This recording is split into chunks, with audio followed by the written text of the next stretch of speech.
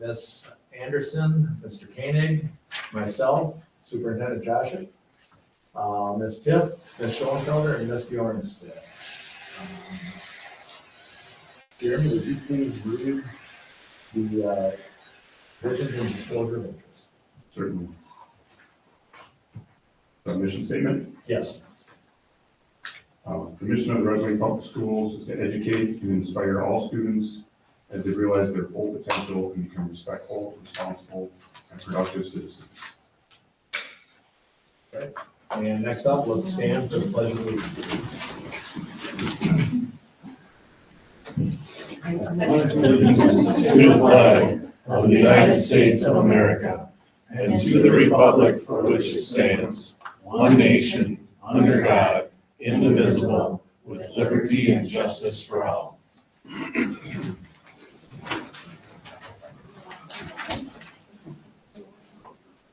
All right. Everyone has the meeting agenda in front of them. Looking for a motion to approve the meeting agenda, please. So moved. Motion by Ms. Schoenfelder, second. I'll second. Second by Ms. Tift. Vote to approve. Yeah, voice. Yeah. All in the affirmative, say aye, please. Aye. Negative. Motion carries. All right. Start off with the educational plan. So for the most part, that was the mission statement. Oh. Yeah. Then we'll move on to the student school showcase, please. Pull some chairs down. There you Look go. at that. This is a package for sure. Val, you gonna slide on over? Ours not, ours. Okay, sorry, thank you. But we are having that. We'll come back.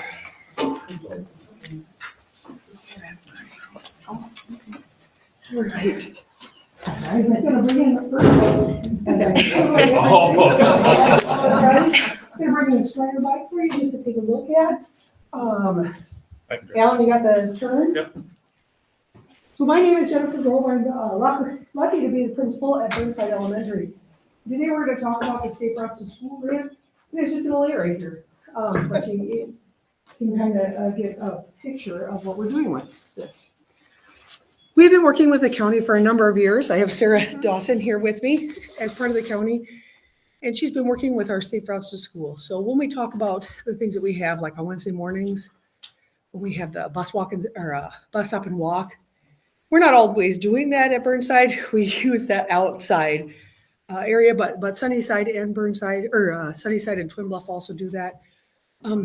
Safe Routes to School has really been a vehicle for us to get some additional activities and things in the building.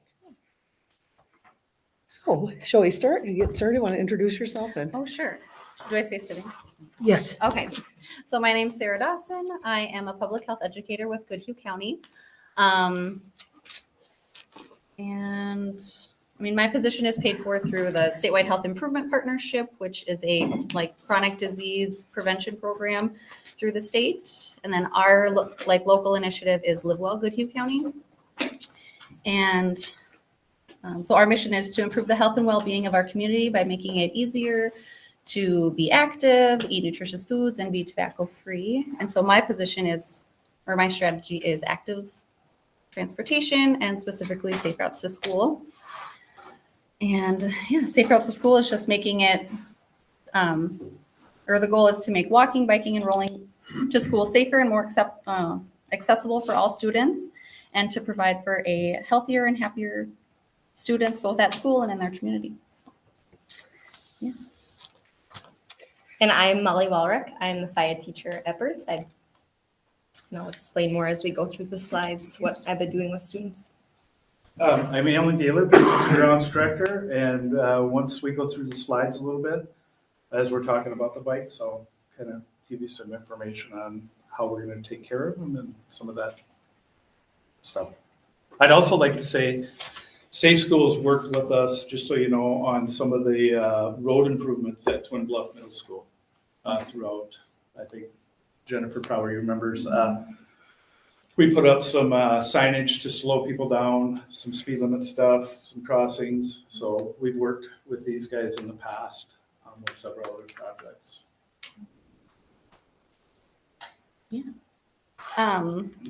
So I guess just kind of to piggyback off of what Alan is saying, just, yeah, Safe Routes to School. We've done a lot around Safe Routes to School in our community, and I don't, do I go to the next slide? Oh, okay. She's all ready to go. Thank you, So- Lisa. So that's just a list of some of the main things that Safe Routes to School has helped accomplish.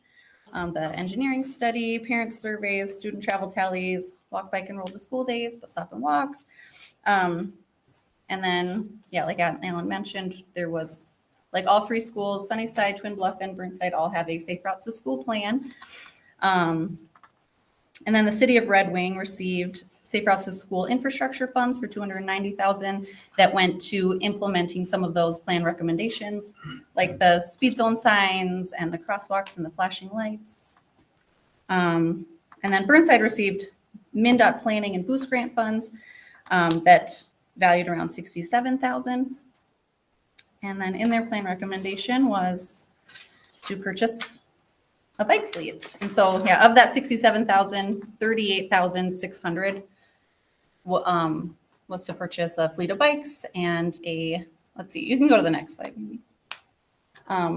Yeah, so far it's purchased 28 adjustable bikes, 1 balance bike, 28 bike helmets, storage trailer, and then also the Walk Bike Fun curriculum education for staff. So I would say, but out of Burnside specifically, because we're so far out, we don't have as many of the opportunities to be, active within the center of the community. And we felt like we are fairly close to a bike trail. We will be able to have kids learning to do those things that keep them active, that help them build their coordination. And this was just a really great way for us to do this, because we also were able to have uniform bikes, right? So when we think about what Alan's going to have to do in terms of care for those bikes, he's not going to have to say, oh, I'm going to have to take care of 4 or 5 different bikes. This was helpful for us. Next slide. All right. In 2023, the state of Minnesota mandated that all students in public schools must receive age-appropriate education related to safe walking and bicycling. In October, James Lee, the day teacher, and myself co-taught all students at Burnside using the Walk Bike Fun curriculum.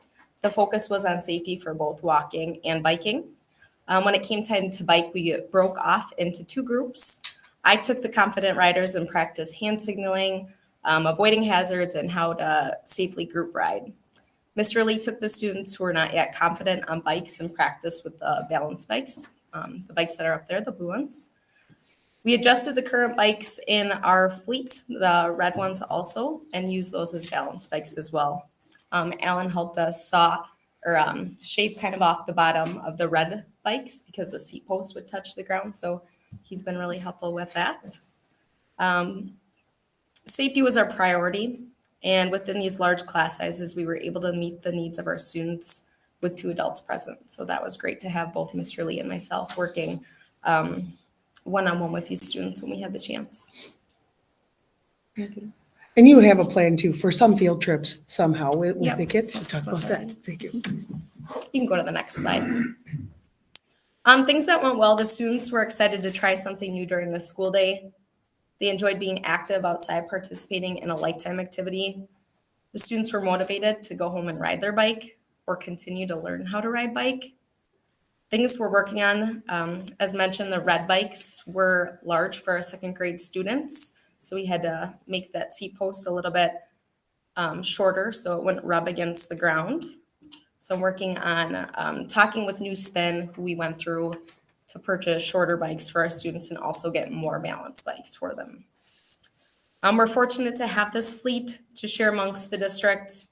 There are many students who did not know how to ride bike, and I'm excited and grateful I get to share these experiences with my students.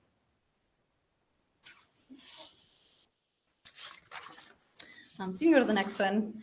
So Yeah, the bike unit just started, there wasn't a whole lot of time, and so there's a little bit of evaluation, but just as you can see, students are really benefiting from having the bikes in the school already for just, the little bit they've had them, so. And then, you can go to the next slide too. That's just a list of the Safe Routes to School team that really made a lot of this possible, and some of them have moved on to different positions, but that was the team that we had, and it all happened, so. And then. I think I'd like to take just a second to talk about like the academic benefits of this. Sunnyside and Burnside have been working really hard to improve reading scores. We've brought in some science-backed reading instruction through UFly, but we also know that when we have physical activity for kids, this is a way to also boost students' academic performance. It improves focus, right? Think about what exercise does for us. It increases the blood flow to the brain and it boosts cognitive functioning. And for those that might have attention or difficulties with attention, it does increase focus.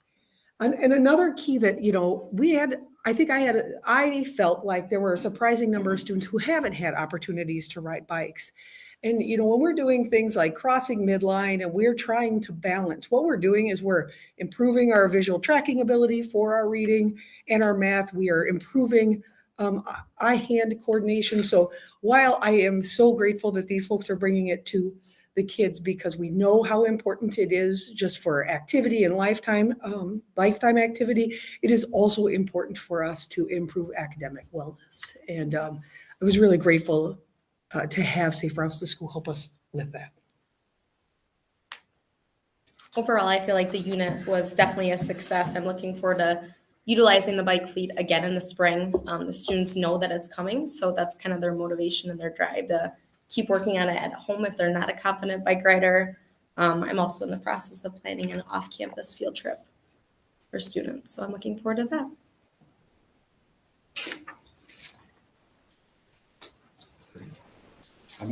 Go for it, Ellen. Okay. So when we started the process of this, obviously we needed, a trailer to haul the bikes. We invested in bike racks. I think they showed a slide of kind of how we put them in the trailer. We have up to 32 bikes, I think was what we intended to end up with. And that's pretty much makes a full trailer. When I picked them up, I talked to the New Spin owners, and one of the questions I had was, how do we maintain these bikes? And they have a program that they were just rolling out where they either maintain them, we could take them to them, which there's a cost, I'm sure, with, but they also do training for it. And so I'm looking into doing some kind of training within our staff to have either Molly, myself, a couple of us take that class so we can do the small maintenance stuff in-house for these bikes. Once we did get the trailer and the bikes, we also got some of the helmets and stuff. So we're trying to incorporate some shelving in the front of the trailer. We got these trailers and the bike kind of late in the year. So we've put them all in the trailer and kind of put them inside secure right now. So we haven't really focused too much on that yet. But as it starts getting nicer here, we get it out. Them are some of the things that we're going to want to do. One of the things too, when I picked it up, I asked, did we have extra tires or tubes? And they said, no, you guys didn't get any. I said, throw some tubes in. So we want to buy some more stuff. So we have that stuff on hand that we can do some of that stuff ourselves. These bikes, like Molly was saying, when they came, all the seat posts, everything is adjustable to ride anywhere from little to adults. I think it's 47 inches to like 6'2". Yeah. So as an adult, we can ride them too, which everything moves, the handlebars, the seat, everything. When the seat is down for the littlest ones that use it, that seat bar, as you can see, it was about that far off the ground. So with that being said, we trimmed it up just a little bit, and we're kind of playing with that, so I don't want to trim too far off and then, oh no, now we can't do it. So we're just doing little bits at a time and seeing how it works for us. And then obviously some of the little things we've seen is just reflectors and just things of that nature that have happened that we'll be able to fix. But any questions on the bike itself? As you can see, it's pretty cool. It folds in half. We don't have to do that because of the trailer and the bike racks, but if you wanted to, you had lower room, you can take them and fold them in half and do all kinds of stuff with them. I don't see us doing that. Just one more thing, I think that it's like, oh no, how'd that happen? But some of the things, that are gonna be wear and tear are the kickstands. We've seen they're plastic, so some of the things that I can work with New Spin and say, I know it's not, we're breaking them off because kids don't know which way they go. That stuff's gonna happen, so. I think it's important to know that with the grant, we did end up going with New Spin out of Rochester. We did have to go through how we found three different vendors for this. And in looking at everything, New Spin has done several bike fleets for Wabasha Kellogg, for Rochester schools, so they were, well versed in that.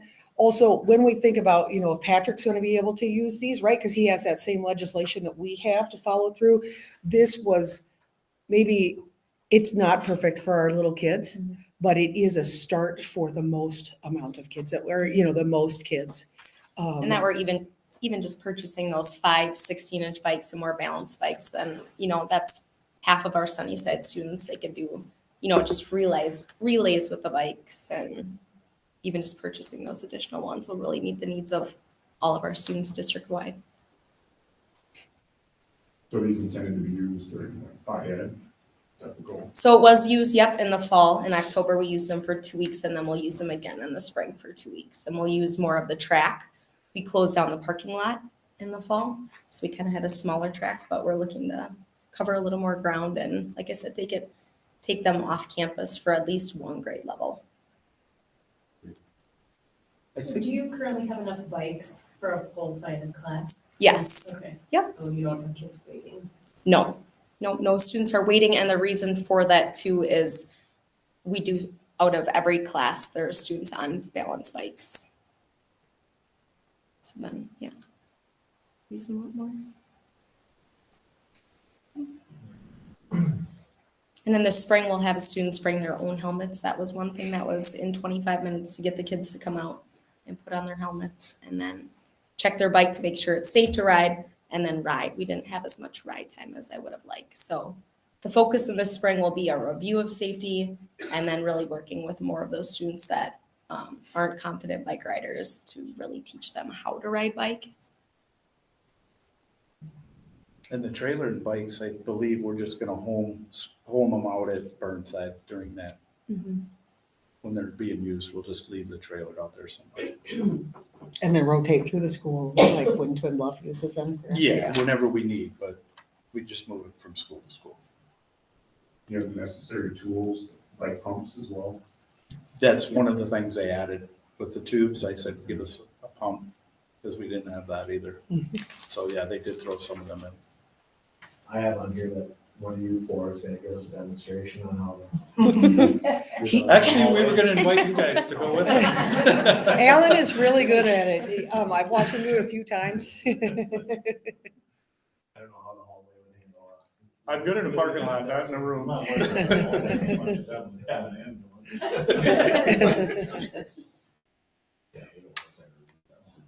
Well, thank you very much. It's a great program. I love seeing kids on bikes, and I think it's, there are kids that did not have the opportunity to ride bike very much prior to being in this age group. So it's a great deal. So thank you. Thank you. Thank you very much.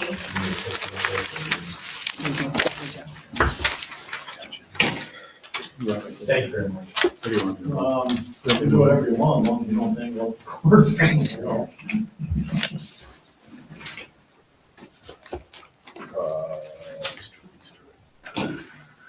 All right, we're gonna move into public comment now. Lots of cords. Be careful.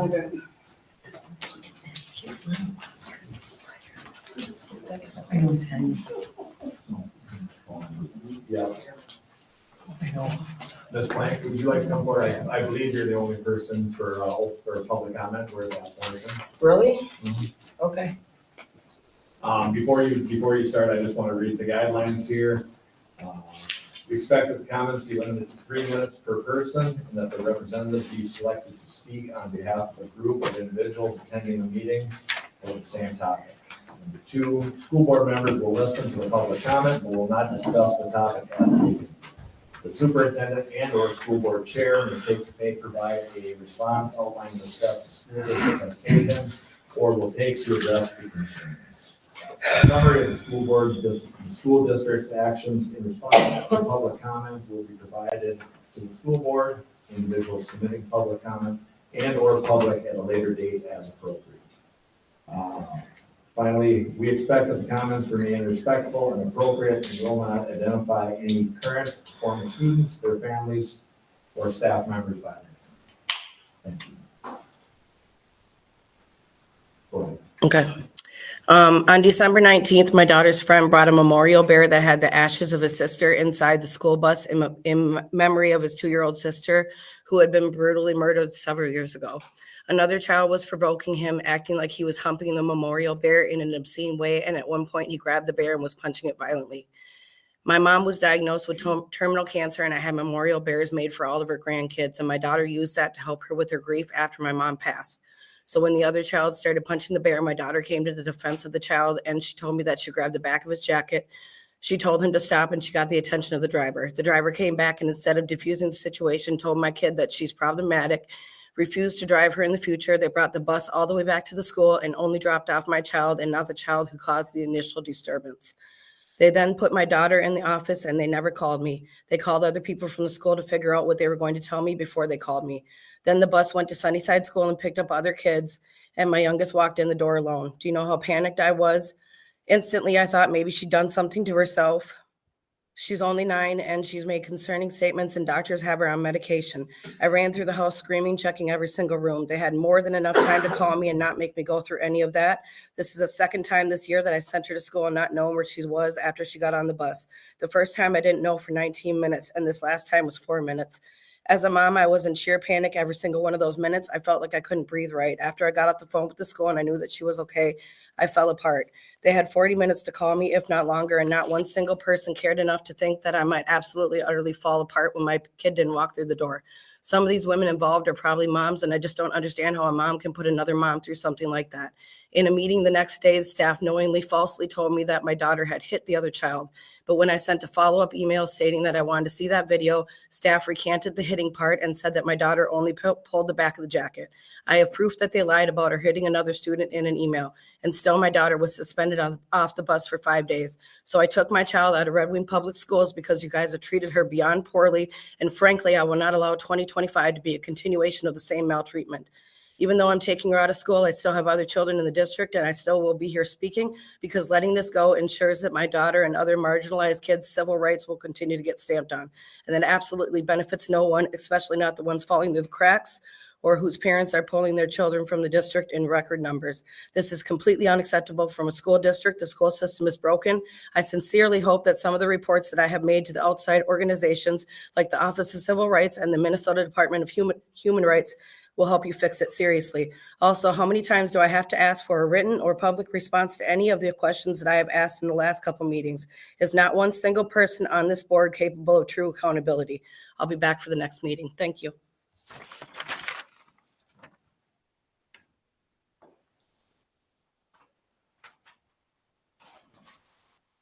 Amber, would you like a follow-up? Absolutely, thank you. I need to apologize there. We were under the 3 minutes, so I forgot to mention the 3-minute policy, so going further out. Oh, you got it? I was. Way ahead of me. Thank you very much. All right, moving forward, recognitions and upcoming events. So we've been a number of things, I guess, that have just kind of lately here, kind of a few fun things that have taken place. So just since Thursday, so I end up able to get to a number of events and some of the things that are going on around here. But Last Thursday, there was a swim and dive meet. There was 5 swimmers, 1 diver that had their personal all-time bests at that meet on Thursday. Also on Thursday, boys basketball team, they were in a game, they ended up winning 108-103 in regulation. This was a remarkable number of points scored. Girls basketball team on Friday, they improved to 14-4. They had a 65-39 win over Albert Lee. Saturday, was able to go to a girls hockey game, and they ended up winning 5-4. And also on Thursday through Sunday, if you've talked to anybody in town who has gone to Mamma Mia, the production down at the Sheldon Theater, you had to have heard just how impressed people were with that. I mean, I was able to go on Saturday night, and 4 sold-out shows, very, very well done, very well received within the community. So just congratulations to all the students who are working on all of these different things. It's really a great deal.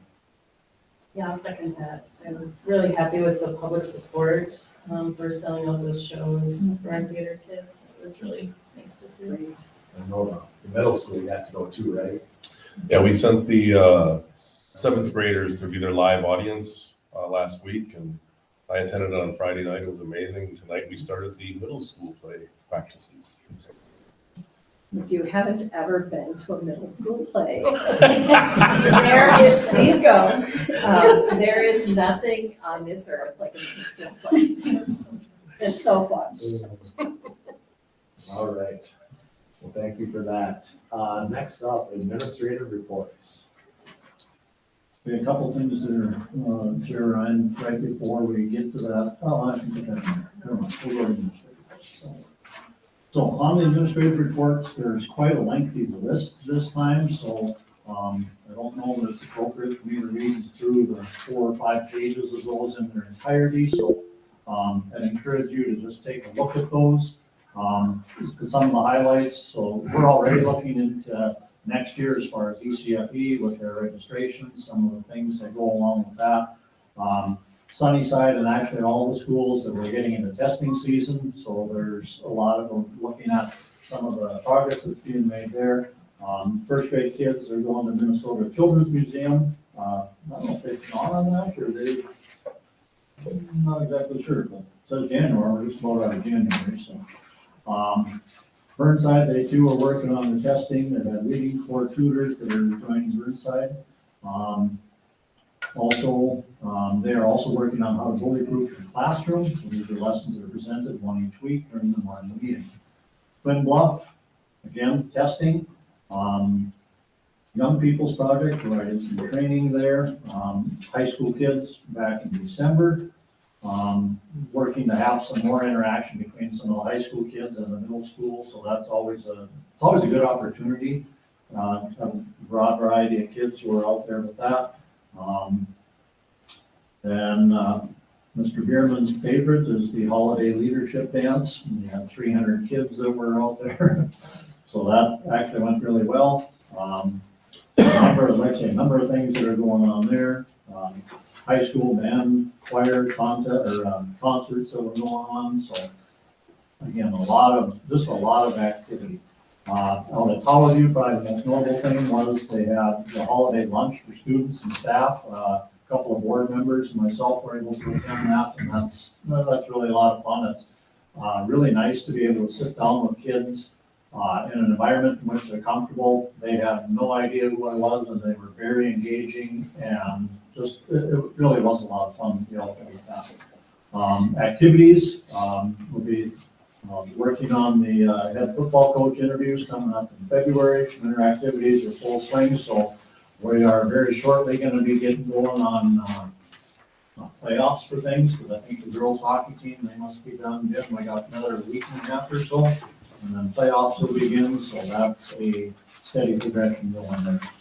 One of the big things coming up for communication is the Minnesota Music Association mid-year convention. We have our choir is representing Red Wing at that. That's on February 13th.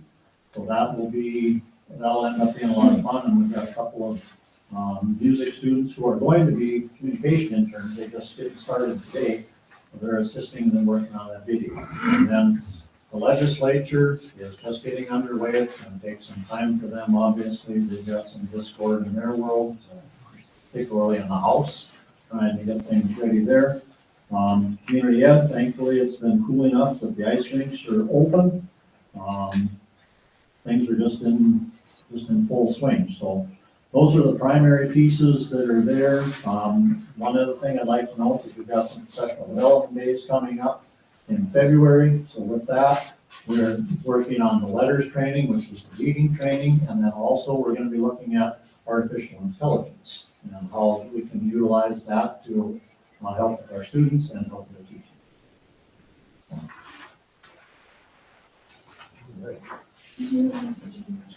Yes, yep. So, thank you. So in addition, back in December, we were able to have Keenan Humphrey begin as our our Indian Ed director. Keenan, you started in what, the second week of December? Yep, December 9th. Okay, so if you'd maybe just like to come up and just introduce yourself just very briefly. You've been very busy within our schools because you end up being in all the different schools. So maybe just a quick little introduction. Yeah, Buju Nisamigabo Indigenous Kas Kasaga Squad Jamaica and Dunjaba Makwan Durame, Keenan Humphrey and Maki Apido. As Bob said, my name is Keenan Humphrey. I'm the new Indian Education Director for the district. From the Leech Lake Band of Ojibwe. I'm starting to pick up a little bit of some Dakota phrases too, so I introduced myself in Dakota as well. So I started mid-December, kind of was in the schools right away, right off the bat, helping out and observing the TP handprinting at Burnside and at the middle school. From there, we had 2 weeks off for the holiday break and been kind of jumping back in now, kind of getting into a little bit of a routine now. Now just meeting with deadlines and paperwork due to the Office of Indian Ed. In addition to that, I was also appointed to the Tribal Nations Education Committee as the second Twin Cities Metro representative. So working collaboratively with all 11 tribes in the state. There's another metro area representative, and then we have a vacant position at for Greater Northern Minnesota as well. So be doing some advocacy work at our higher level with Indian education directors around the state. So. Welcome. Thank you. Yeah, it's been nice because you kind of hit the ground running. I mean, you are busy, you're in and out, but very rarely are you just in your office. You're all in one of the buildings, and that's really what we need is that connection and with our kids. So. Thank you. Yes. Thank you. Thank you. All right, next up, I have committee updates.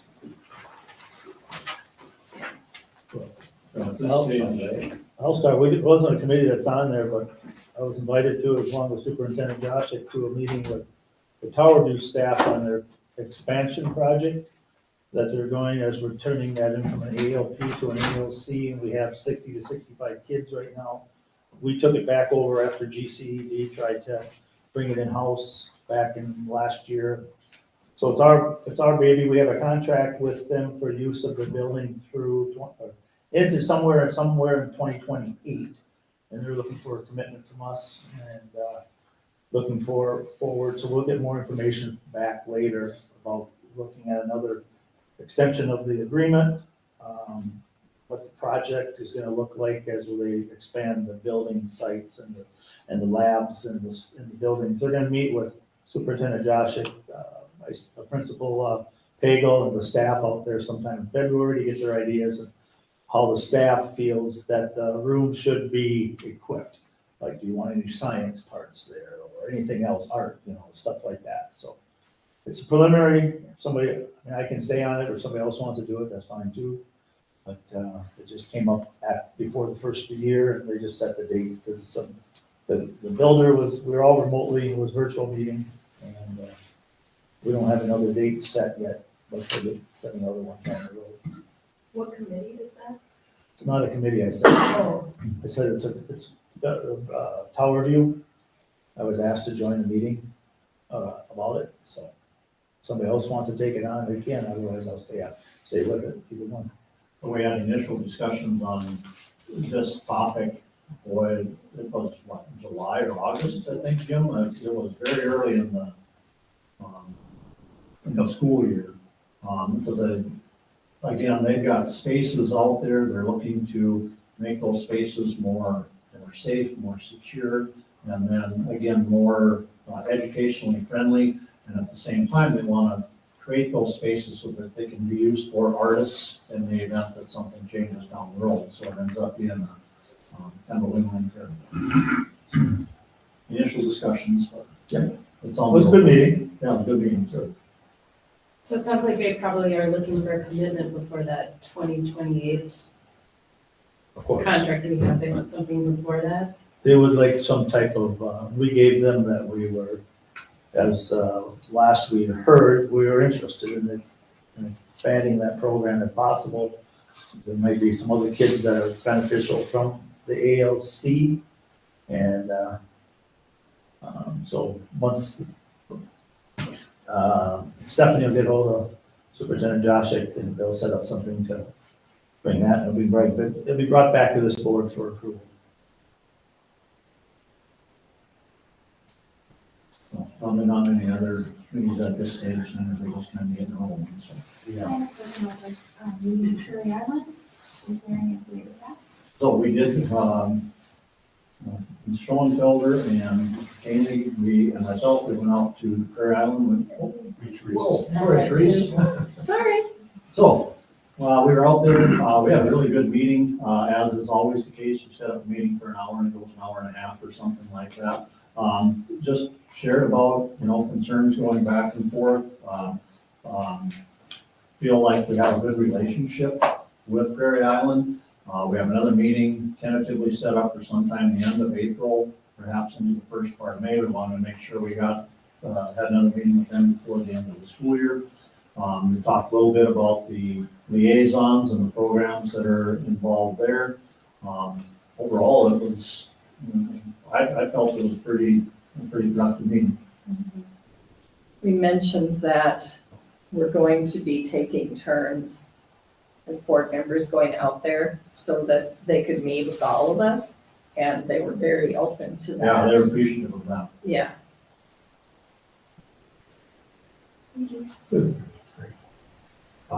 Any other discussion on committees? I have a report from Community Ed. I wasn't able to go because it was at the same time as our MSBA conference, but Dawn sent me an update. So she did mention that the ice rinks are open at the athletic field and the Carol Ann Purius rink on South Park, that Community Recreation provides staff and operates the outdoor rinks as part of our joint powers agreement with the city of Red Wing. Twin Bluff Pool is being used at optimum capacity. Community Recreation offers morning open swim to the public Tuesdays and Thursdays from 7 to 9.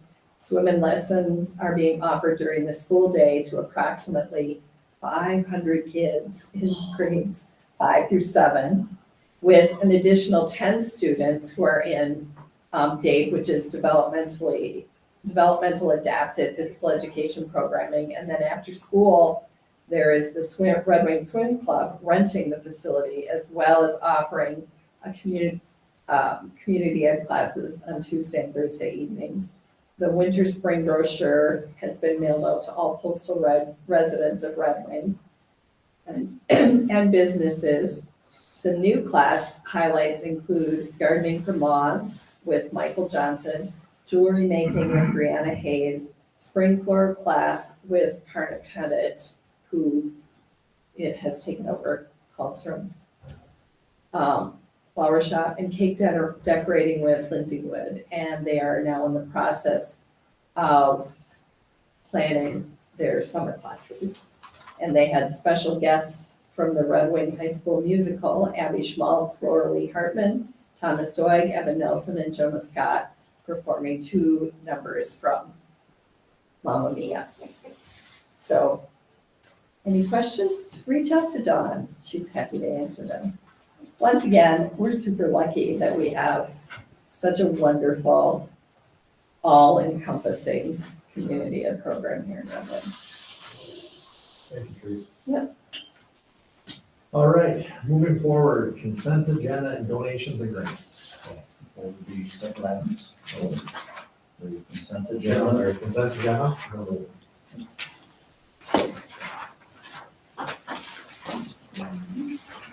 I'll make a motion to approve the consent agenda as presented. I'll second. All right, vote to approve consent agenda.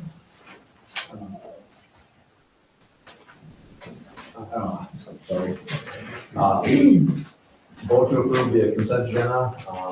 All in favor, say aye. Aye. All opposed, nay. Motion carries. Donations and grants. Okay, there's a pretty expansive list of donations and grants that are in your book. So from Terry Johnson, there was some original historic newspapers, so those were donated to the Social Studies Department. Red Wing Manufacturers Association, $100 to the Robotics Club.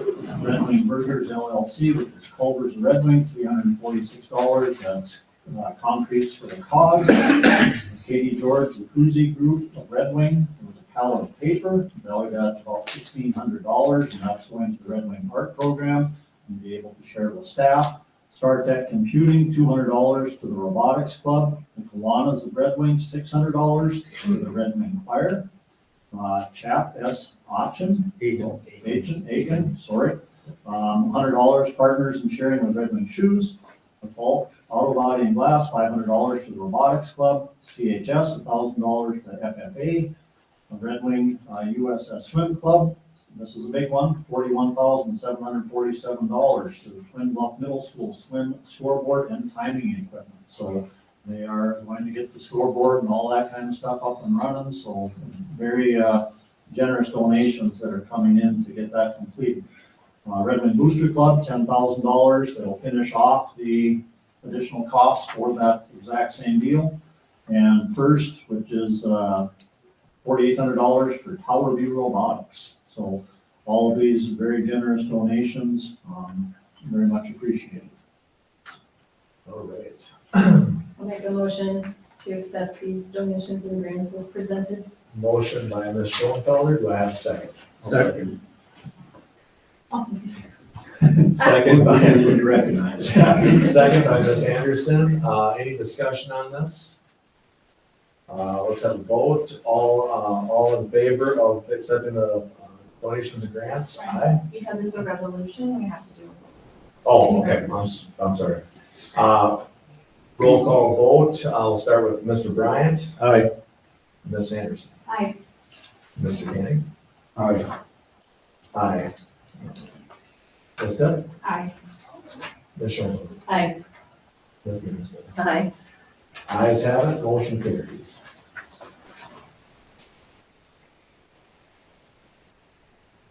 All right, next up, superintendent report.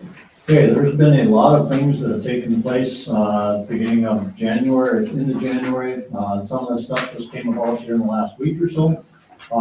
You may recall, those of you that are on board last year, there was a alumni who was very interested in helping Red Wing Public Schools enhance our computer education as long as, or in addition to artificial intelligence education.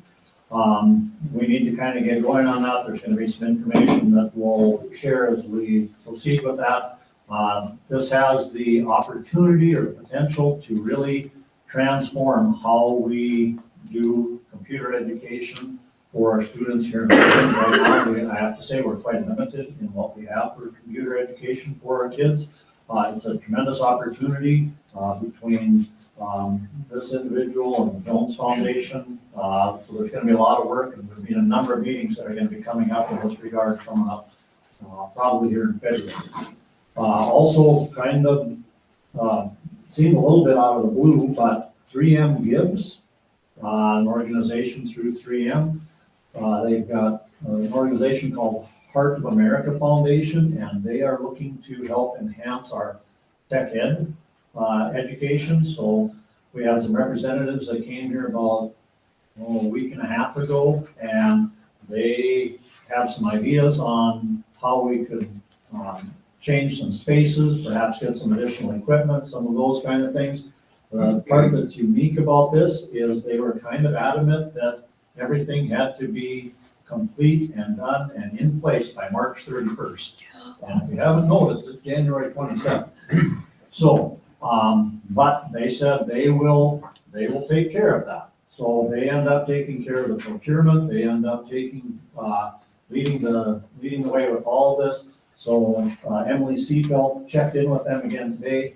They get an update. At this point, they're still working on it. They're talking about a plan. They'll bring that back to us for approval. But it's something that could really be beneficial.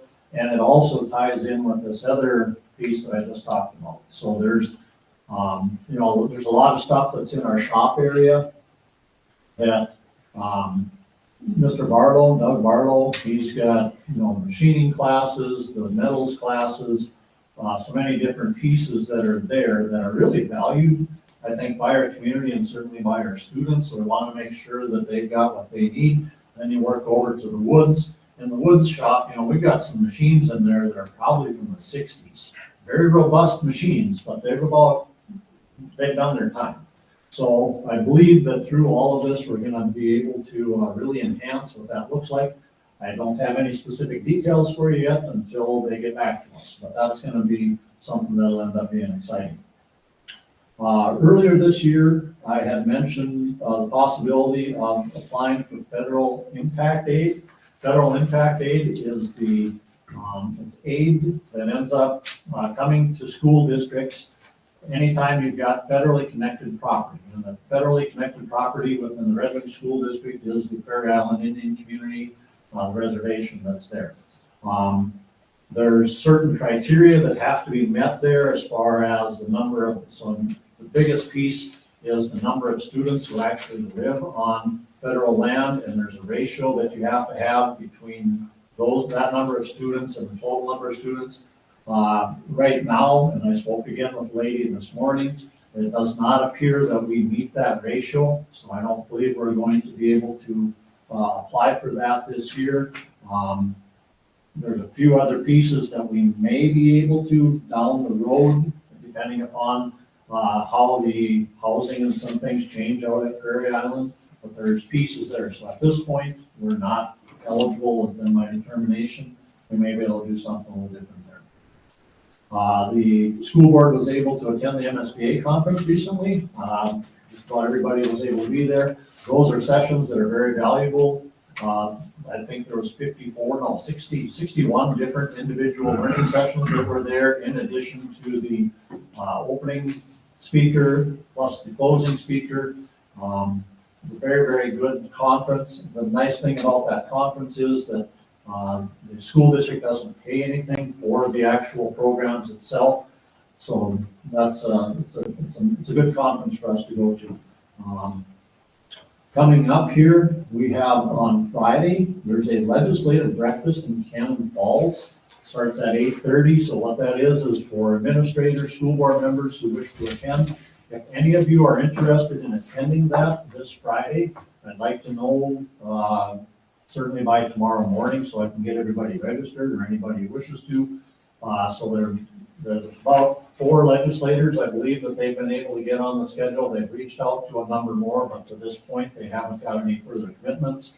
So, and it's from a pretty wide region, so if anybody's interested in that, I know that I will be attending, so. I can help.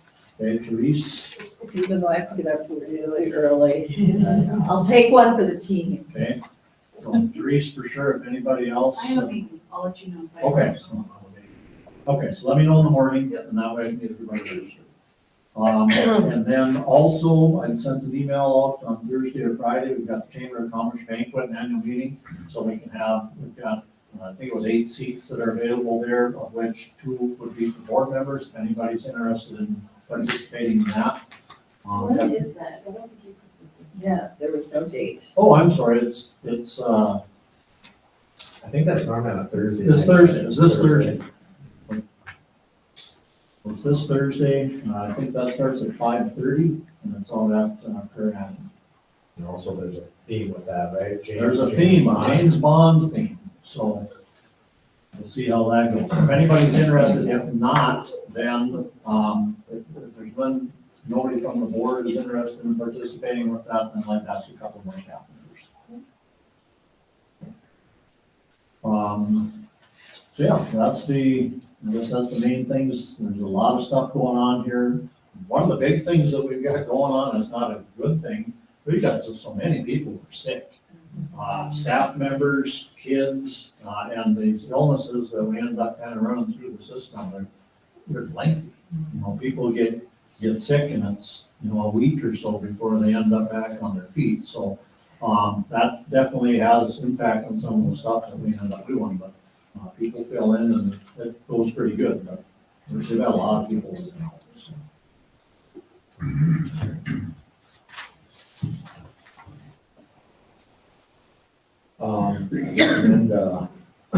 Recommend a motion to approve the superintendent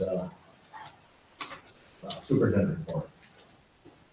You've never done that, oh, yeah, okay. Yeah. That was one that, it can go either way, but that's fine. Okay, we can skip that. Yep. Okay. All right, next, we'll move into business items, annual review of policies. So every year, there are certain policies that are strongly recommended that are actually required to be reviewed under another policy. So it's the student discipline policy 506, 722, which is public data requests, and 806, which is crisis management. So with these, there are no changes to these policies. All they are is to kind of put them on the board's radar to make sure that we look at those on an annual basis. So based on that, it was my recommendation to approve the review of the policies as presented. So moved.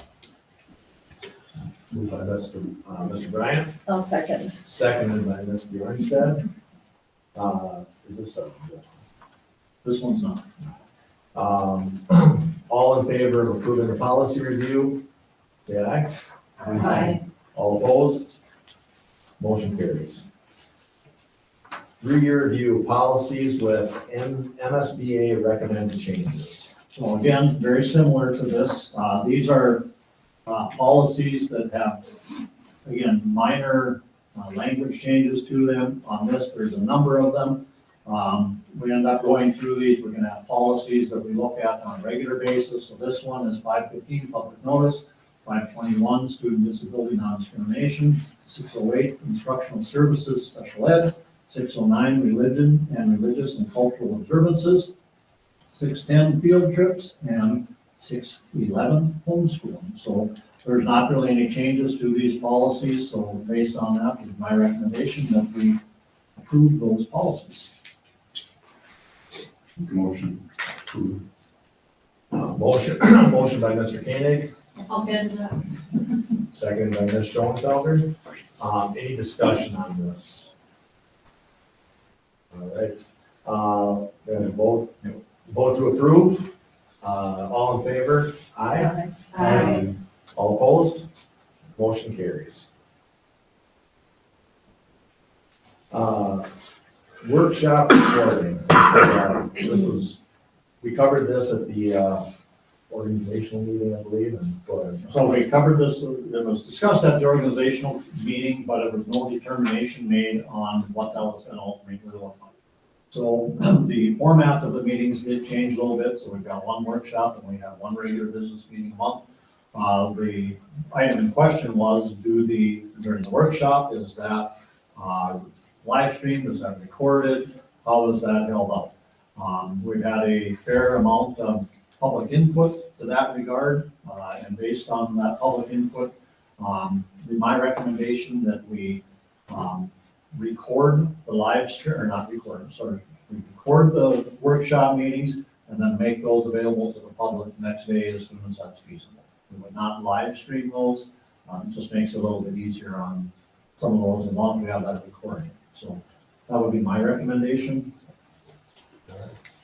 Motion to approve, Superintendent Joshua. Can we have a discussion first? Oh, yeah, of course. Oh, Yeah, sorry. okay. Yeah, no, I completely agree. I know we've gotten some letters and some people are joining us live today. I think it's very important that there's transparency in how we reach decisions, because sometimes what we decide on at board meetings is really discussed at the workshop. So I think that's a great idea to have them recorded. I agree. I think recording meets the intent of transparency. Make a motion to record the workshop. All right. Do I have a second?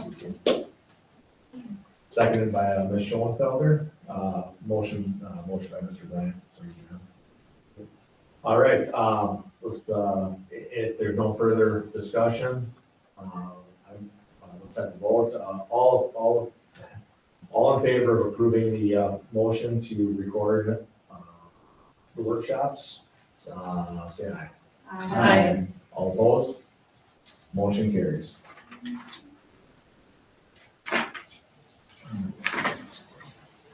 Resolution directing the administration to make recommendations regarding the reduction and/or discontinuance of programs and positions. With this is it's a mechanical piece, it's something that should be done on an annual basis, whether the district ends up making any reductions or not. What it does is it keeps all of your options open later on in the event that there are any sort of reductions. And what's particularly important there is if we ended up having to make any kind of reductions where we ended up getting into tenured staff, or we end up having to go up the seniority list, this is the first step in that process. This does not commit the board to making any cuts. It does not, all it does is directs the administration, so the business office, to look at what our finances are, look at our programs, or maybe programs that are very lightly used that may end up being recommended for a reduction, any of those kind of pieces. This is simply the first step in the process. And in order to make sure that the staff knew what was going on with this, I did talk to Kirby Hansen, who's the EA liaison there, to make sure that people understood that we're not committed to any cuts here. This is just the first step in the process. So given that, it would be my recommendation that to approve that resolution as has been presented. Have we done this before? I don't Well, see this ever. going back, I don't believe that you have, but it's good practice.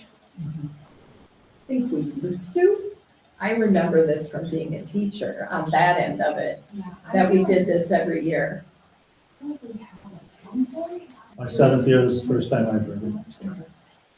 So, but it is, anyway, I strongly recommend Good it. practice. We go through this, good practice. And the other thing does, it kind of puts the board, it informs the board that, okay, we're looking at stuff. And that's really what's important. I'll make a motion to approve the resolution as presented. Do I have a second? I'll second.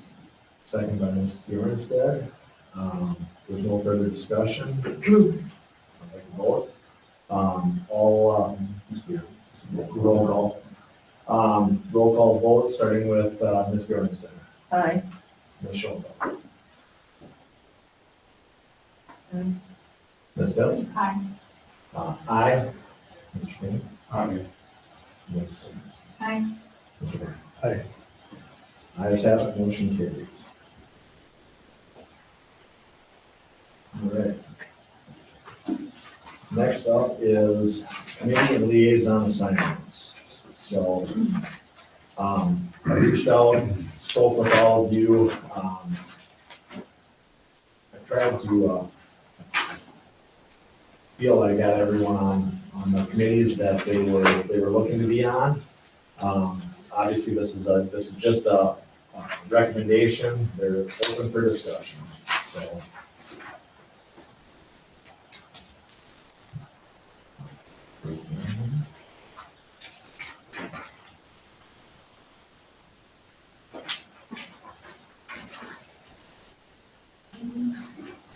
All right.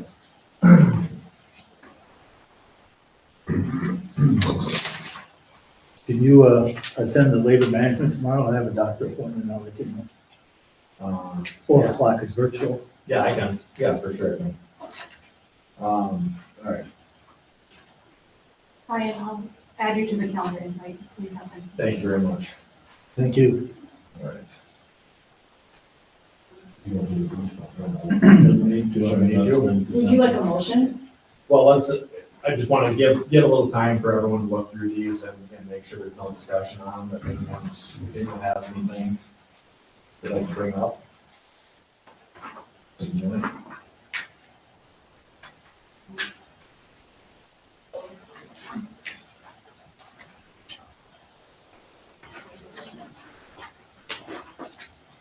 I'll make a motion to approve the 2025 Red Wing School Board Committees and liaison. I'll second that motion. All right, motion by Mr. Bryan, seconded by Mr. Koenig.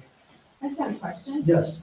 Can we clarify the responsibility of the alternate? I know in some committees that I've been on, it's sort of been expected that the alternate also goes, or is, this is in the past, I just want to clarify for us right now. Is this person just on standby in case they're needed? Would it be nice to have them go to get to know what's going on and then go as needed? I just want to make sure responsibilities are clear. The way that I understood this when we're talking with Lisa is, it was laid out, so if two people were expected, it was labeled as two members, and the alternate would be the alternate in case, and obviously, I think communication would be between those two, the alternate and the primary, so. So the alternate is really just in case the original member. Yeah. Okay. What is the past practice when have we had alternates for other committees? Would be alternates? typically, I think exactly what Jeremy just said, or sorry, what Ryan just said. So by and large, you've got your people who are on these committees. If somebody can't go, say, could you please take my place? Kind of like what Mr. Brown just did. I think for further clarification, any member outside the forum can attend any of these, correct? So they can attend, but again, we've got to caution not to create a forum. Yeah. And you can attend, but you won't have a vote Or or voice, a say really, because the regular, if you're the alternate's just that. It's more or less just for fact finding or for, yeah. Okay. For the American Indian Parent Advisory Council as the alternate, it would be a good idea, Caleb, you could come a couple of times so that you can meet people and build those relationships. That's really important. Thank you. That's a good idea. All right. We have a second, so I think we're ready to vote on this. All in favor of the committee liaison assignments, say aye. Aye. All opposed? Ayes have it, motion carries. All right, upcoming meetings and your upcoming meetings. So, Next meeting is a workshop. Workshop February 10th, and the next business meeting will be February 24th. Are there any topics in particular that anybody would like to? One thing we talked about. Oh, Okay, one thing we talked about in December was, a possible discussion about, culture liaison for vaccines. What that might look like. I was wondering if we could at a workshop, learn about what our liaisons do. Just to have more information, some context for that, and then have a discussion if additional liaisons you feel they might be needed, as our superintendent, and what that might look like. How are the current liaisons funded? What are the benefits, what are the drawbacks? I think that would be fun. To that point, BSU, Black Student Union, has something Wednesday of this week, if I'm not mistaken. I see that on the calendar. Yep. And I apologize for, we wanna I don't remember what those specifics were there, but I guess at this point, I think we'll study that. We'll study Take a look that. at the workshop and see, I think, like, Ms. Tiff says, it's kind of nice to know, how are these positions funded?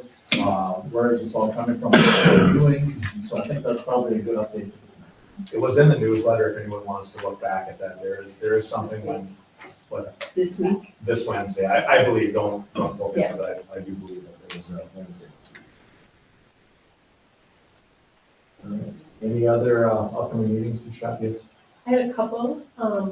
One, I was thinking at the workshop, it'd be nice to have an update on the online programming we're offering, like how many students are in there, who's teaching that, because I've heard some have been shifted from other curriculum over to that, and kind of the costing, just where we're at, kind of an update with that. So do you mean the supplemental or? Yeah, that would be the supplemental, so that's, Right. so those are the students that are taking less than 4 classes online.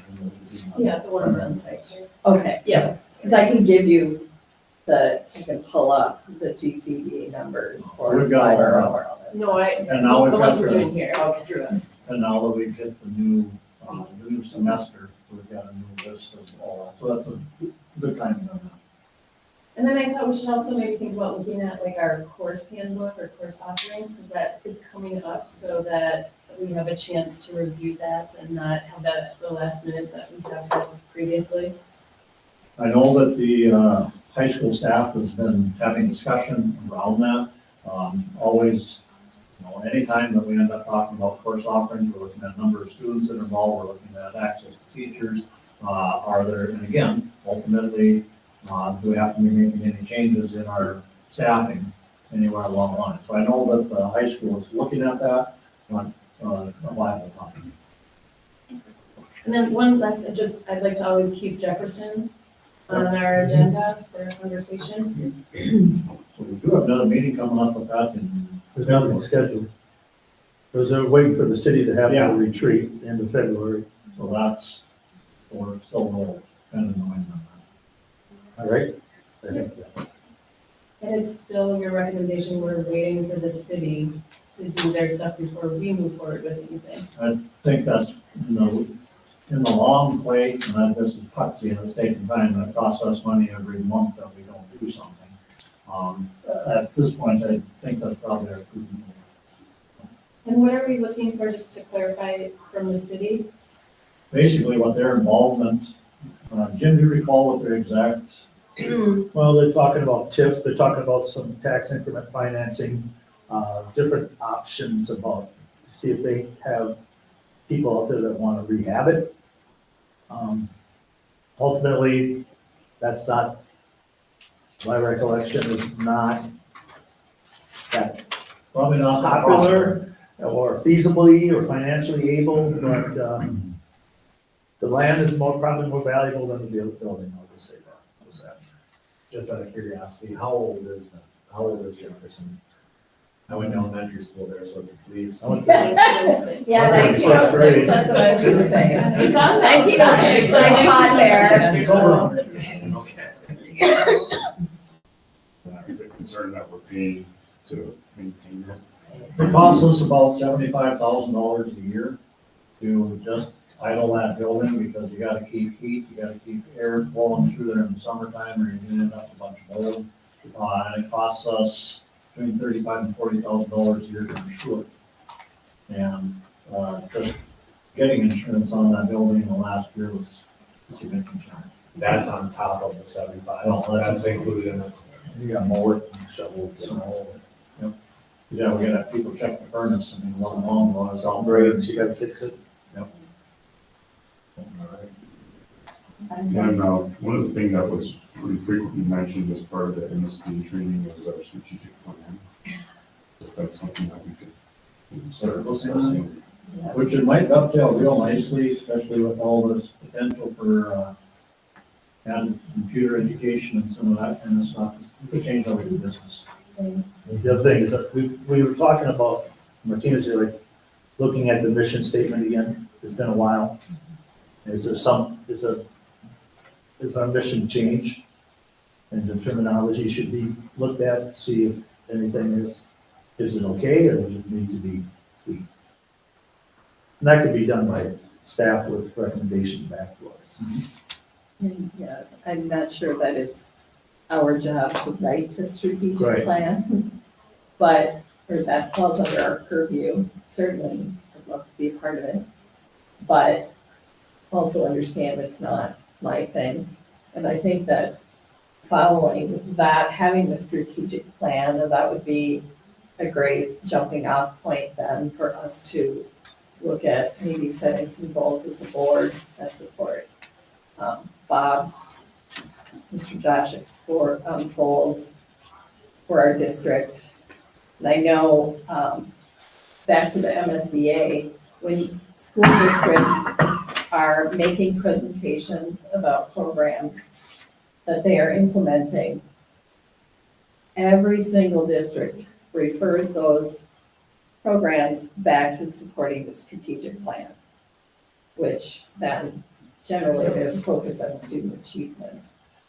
So that's what I was gonna ask about, the strategic plan as well. That was, that was your. That was my, Okay, yeah, all my right, great. thing, yep. All right. It's time. Is, any other discussions? Topics? All right, well, I think we are ready to adjourn. Motion to I'll adjourn. make a motion to adjourn. Motion by Ms. Schoenfelder, do I have a second? Second by Ms. Anderson. All those in favor? Aye. All opposed? Ayes have it. Josie? There's Lauren.